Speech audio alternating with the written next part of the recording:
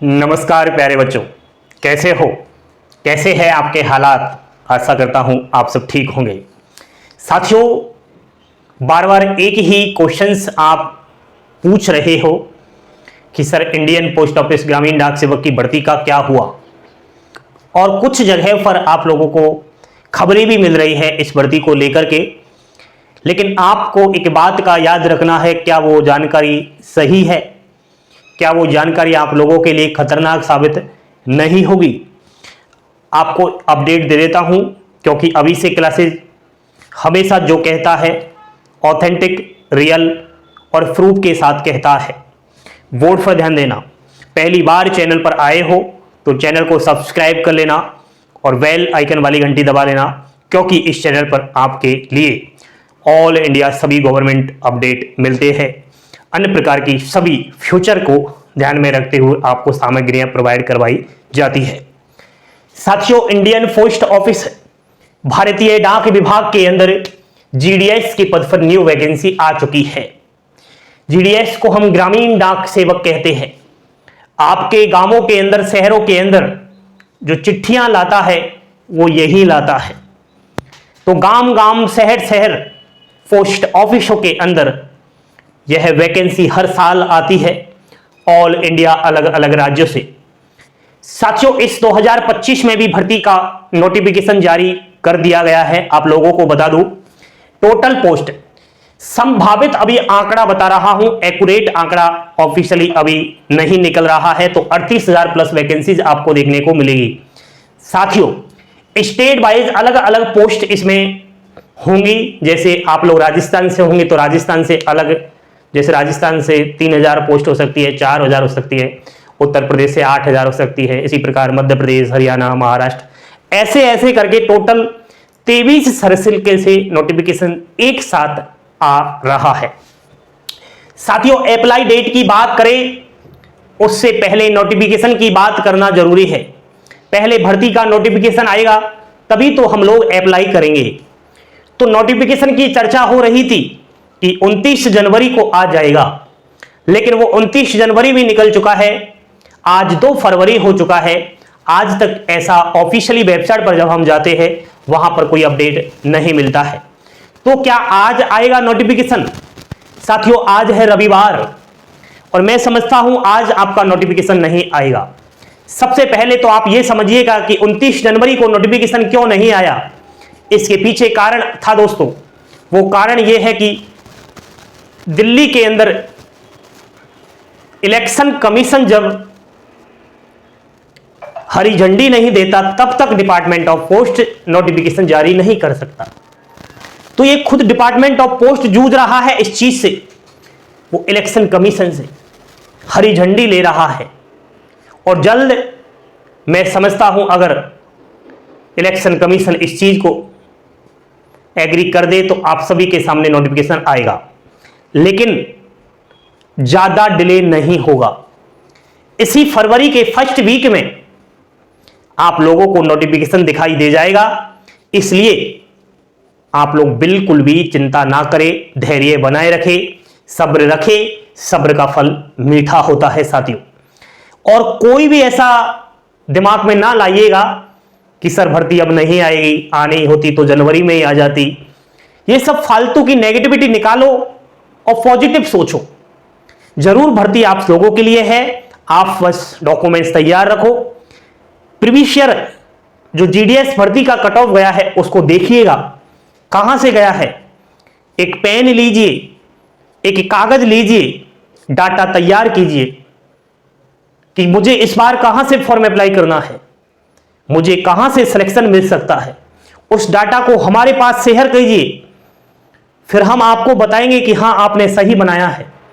लेकिन उसके लिए आपको हमारी वेबसाइट पर जाना है, क्योंकि हमारी वेबसाइट पर आपको प्रीवियस ईयर प्रत्येक सर्किल का, प्रत्येक डिविजन्स का category wise, post wise cut off मिलेगा। समझ तो रहे हो ना मेरी बातों को? इधर ध्यान दीजिए। अगर आप लोग इस भर्ती का फॉर्म अप्लाई करते हो तो आप लोगों की एज 18 से 40 वर्ष अनरिजर्व कैटेगरी की होना आवश्यक है। ईडब्ल्यूएस की भी इतनी है।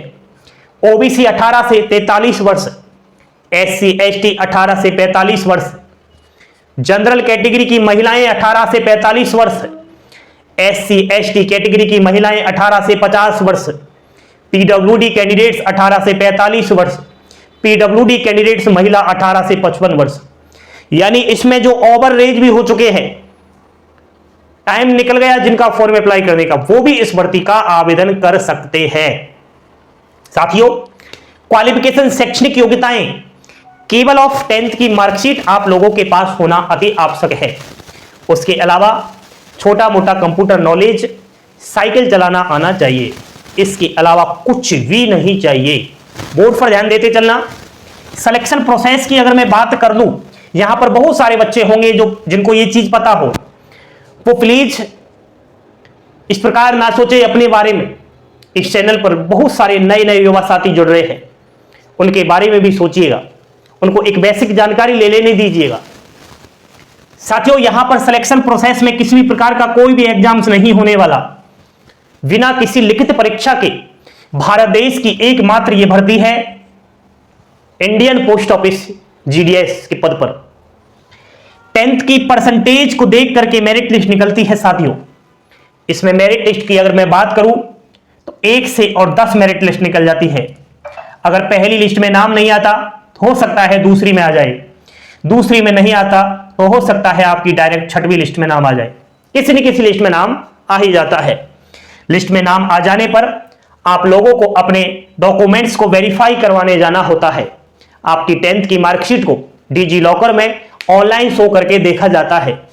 10th की मार्कशीट डिजी लॉकर में शो हो रही है या नहीं, वो अभी चेक कर लेना। नहीं हो रही तो आप हो सकता है कि डॉक्यूमेंट वेरिफिकेशन के समय बाहर हो जाओ।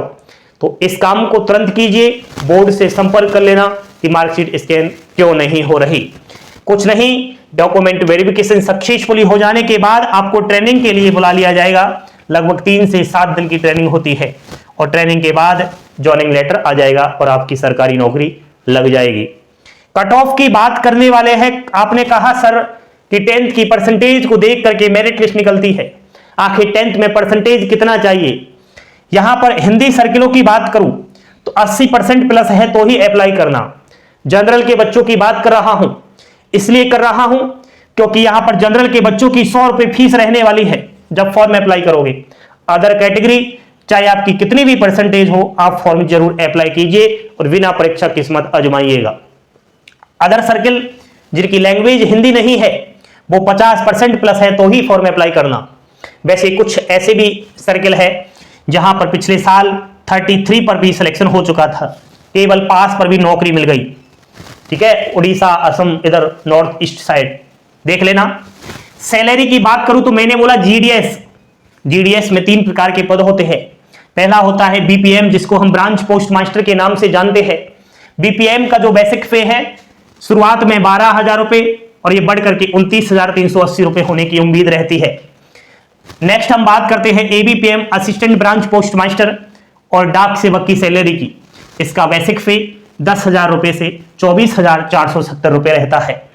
साथियों, जॉब प्रोफाइल BPM जिसका काम ऑफिस वर्क होता है, डाक विभाग के संबंधित पार्सल चिट्ठियों के रिलेटेड काम ज्यादा रहता है।